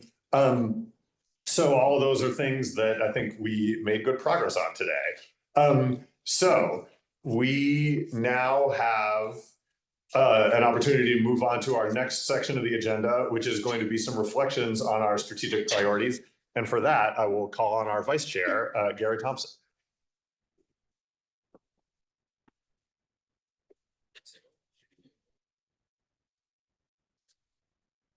Well, good afternoon. And Elliot, thank you for the great job facilitating things today and keeping us moving and getting us back on track time-wise as well. Appreciate that. And I know Delegate Pointer just had to leave, but thank Carrie for her excellent work and for the members of the commission. I'm particularly excited to be back today after being gone, because we're at an inflection point as we think about what's next and thinking about an October report. So part of what we want to do today is to really consider the work that's been done, and they're turning around a couple of the flip charts for us, and to reflect on the priorities that we established, and then to kind of shape and get your ideas around where they rank. Do we continue to do those, where they rank in your opinion, et cetera. And so what we want to do is the three flip charts, and then there's two more in the middle of the room to my left where the partitions are, represent the four major themes that we had coming into the day. And those are explore public-private funding mechanisms, address workforce challenges, use family demand and choice to drive funding, and streamline regulations. You may recall those are in our 2023 annual report. So those aren't new to us, but it's a time of reflection. What I'm going to ask you to do is to use your sticky notes and to give us some feedback. And for those that are online, we're going to ask you to do it to the chat feature. Recognize you don't have sticky. If you can figure out a way of getting a sticky here, let me know, and maybe we have a new technology, but otherwise use the chat feature. Questions we want you to ask. Is this area still a priority for us? Simple yes or no question. Is it a priority for us as you think about sticky in at least the first four areas? And then while answering that question, rank for us where you believe this priority fits. So 1 to 4. This being the highest priority of the four that we established last year, this being least would be number 4, obviously. The third piece of that, so yes, no, rank. The third piece of that is what strategies or actions need to be taken in the next year to address this priority or to achieve more progress in your mind. Is it a priority? Rank the priority, and then give us some input on what we need to be doing to make sure that we're properly addressing the initiative and that we're making progress. Now, in addition to those 4 priorities that were in our 2023 reports, we also are inviting you to share your thoughts and perspectives on an additional topic that's come to the commission for discussion. And the idea of infrastructure or capital fund to facilitate innovative partnerships around early childcare has been a discussion point that's come to us. So there's interest in the commission discussing this. So you'll see a fifth one. It's actually over on the divider there that is simply titled Infrastructure/Capital Fund. Please add sticky notes with your ideas or suggestions or questions about this topic that may help us in future meetings have a deeper exploration and conversation about it. So the four pre-existing ones, yes, no, rank ideas for action. The new one, Infrastructure/Capital Fund, give us ideas or questions that you may have that would help us generate conversation at one of our upcoming meetings. Any questions about my instructions? I always believed that when I talked to my daughter, my instructions were perfectly clear, and then she'd come back 5 minutes later and say, what do you mean? Yes, sir. Yeah, I've seen this done a couple of different ways. So my thinking, right, I've got 1, 2, 3, 4. I only rank one of them as number one. Correct. Okay. Yeah, so this should be, that's correct. Thank you for that. And I'm a CPA. You'd expect me to think that, yes, we would expect you would use 4 numbers, 1, 2, 3, and 4, and rank it accordingly. Thank you for that clarification. So let's take 15, 20 minutes to not only deliberate and at your tables as it relates to how these priorities are answers, but also to populate the flip charts, and then we'll jump back up and conclude the day in a little bit. Well, Elliot did such a fantastic job of getting us back on schedule, and you all have been very efficient with your time, and hopefully the individuals online have had a chance to participate. Checking with everyone, it seems like we're done. So let's just do a quick wrap up and let you get on your way. Thank you for your discussions today and your continued involvement.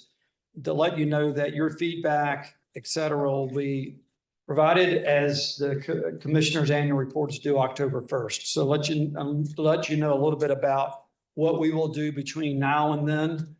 The commission steering committee will meet and carefully review a draft of the annual report prepared by VDOE. And it's going to be both written as well as verbal. We'll have a lot of discussions and feedback, make sure that they understand and receive an accurate reflection of your input, both from the day and meetings that preceded this. So we'll make sure as a steering committee, we respond to that. Our next meeting is October the 9th at the Williams Mullins Center. And we'll look forward to seeing you in downtown Richmond. Please note from the original calendar, you likely saw this come through already, that the next 2 meetings are a change from the original locations, but the October the 9th meeting is at the Williams Mullins Center. I understand we have no public comments. Anyone signed up for public comments, but I'll just make sure that that's the case. Seeing none, thank you all for your hard work, Kathy, members of the ECF staff, Lisa, Jenna, and team, and for all the commission members. Thank you for your attentiveness today, and I look forward to seeing you next month. Have a good rest of your day.